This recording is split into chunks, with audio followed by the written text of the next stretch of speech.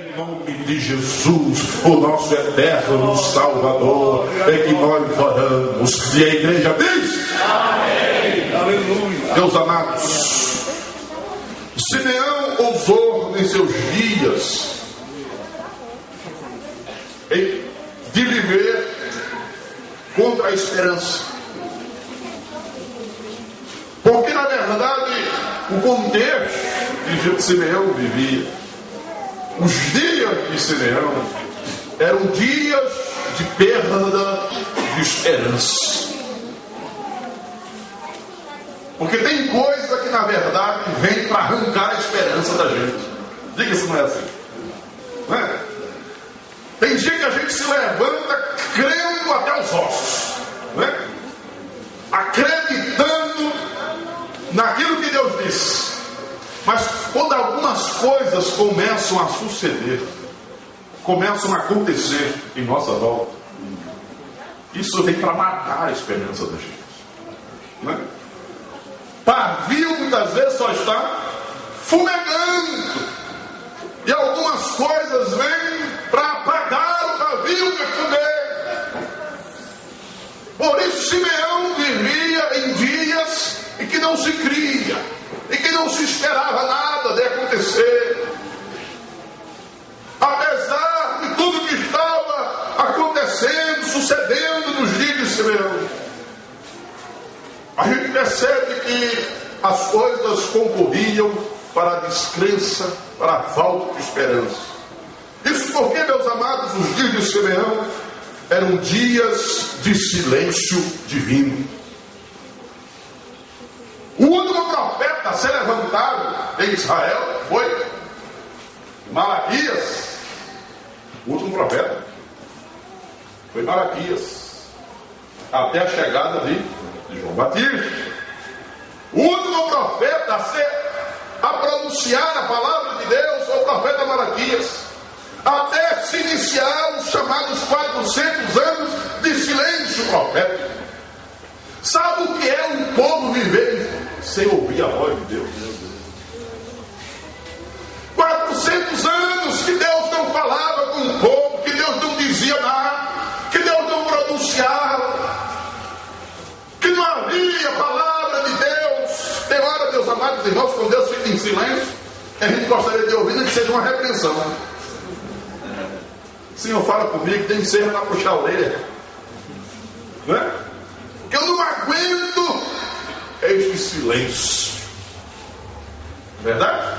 Esse silêncio. Deus não fala nada. Eu vou à igreja, eu não ouço Deus. Eu vou orar, eu não ouço Deus. Eu busco, eu não ouço Deus.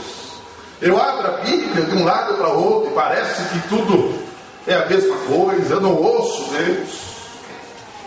Os dias de Simeão eram assim, dias de silêncio. Ele percebeu que durante 400 anos Deus não estava profetizando para aquela nação.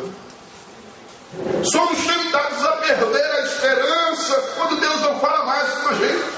Todos nós somos tentados a dizer: bom, o que é que eu vou esperar? Se Deus não pronuncia, não faz ecoar a sua voz mais em meu coração. Os dias de Simeão eram dias em que não se esperava. Segundo, porque os dias de Simeão eram dias onde se aguardava, apesar da falta de esperança, que alguma coisa de Deus viesse a acontecer subitamente, só que eram dias de poucos acontecimentos divinos. Os 400 anos de silêncio não eram somente 400 anos sem voz, eram 400 anos também aparentemente sem intervenção de Deus. O que é que Deus estava fazendo em Israel? O que é que Deus estava operando em Israel? Cai a Babilônia, levanta o império da Síria, Ciro cai, se levanta o império da Grécia, a Grécia cai, se levanta o império romano. Israel, o que acontece? Escravo, ora levado pelo povo, ora levado para o outro, sempre dominado. O que é que Deus está operando? Onde estão os juízes? Onde estão os reis de Israel? Onde estão aqueles que um dia foram levantados por Deus para fazer alguma coisa? Aquele era tempo, meus amados irmãos, de poucos acontecimentos de Deus. Aparentemente, parece que Deus havia tirado férias de Israel. Somos tentados a perder a esperança quando na nossa vida nada acontece, não é? E a gente ainda diz: eu tentei de tudo, eu fiz de tudo, mas nada acontece. Parece que Deus não se move, parece que Deus não age, não há uma ação direta, a gente não vê um sinal de Deus no nosso meio, a gente não vê uma manifestação divina.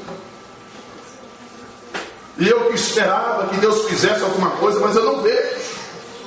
Os dias de Simeão, que antecede a vinda do Messias, eram dias de poucos acontecimentos. Mas também, meus amados irmãos, aqueles dias não se esperava muita coisa, porque eram dias de sofrimento. A nação de Israel vivia debaixo de um jugo, de um peso. O povo não sabia o que era paz há muito tempo. Nós temos os 400 anos de silêncio, mas quem lê a história sabe que são os 400, nesses 400 anos que se levantam lá os macabeus para poder tentar livrar Israel do domínio do inimigo, mas logo é frustrado. Israel estava debaixo de jugo, de opressão. Nação não era nação, o povo não era povo. E como de fato não era mesmo. No ano 70, a nação de Israel tombou diante do imperador, diante do general Tito, que sitiou a cidade de Jerusalém. Cumpriu-se a profecia de Jesus: não ficará pedra sobre pedra. E os judeus foram dispersos entre as nações. Então era um povo de sofrimento. O sofrimento fazia parte da vida daquele povo, em ver que nada acontecia, que Deus não falava, e o que é pior, em ver o inimigo, o adversário político, o inimigo sempre oprimindo, e o povo não poder expressar livremente a sua fé, a sua vida como povo, como nação. Somos tentados a perder a esperança quando a dor impera na nossa vida. É difícil esperar quando dói. É difícil esperar quando a gente sente a dor, seja física, seja emocional, seja espiritual.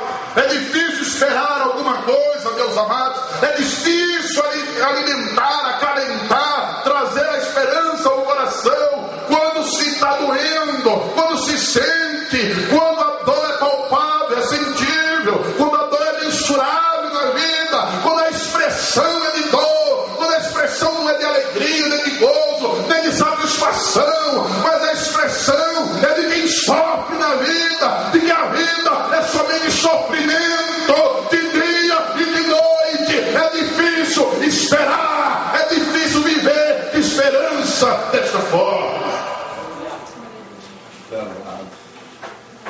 Simeão tinha tudo para não esperar. Deus calado, nenhum filho, e sofrimento na terra. Vai esperar o quê? Junto com tudo isso. Entretanto, diz o texto, que Simeão esperava a consolação de Israel. Diz o texto que, a despeito de tudo que ele vivia, de que ele presenciava, daquilo que estava patente aos seus olhos como um povo, como nação, diz o texto que Simeão a si mesmo era teimoso, esperava a consolação de Israel. Aí vem a pergunta, meus irmãos: o que levou Simeão a não perder a esperança? O que levou Simeão a acreditar quando tudo à sua volta dizia: desisto, esse negócio aí não vai dar certo. Aí funciona. Porque o tempo está dizendo. O tempo está dizendo.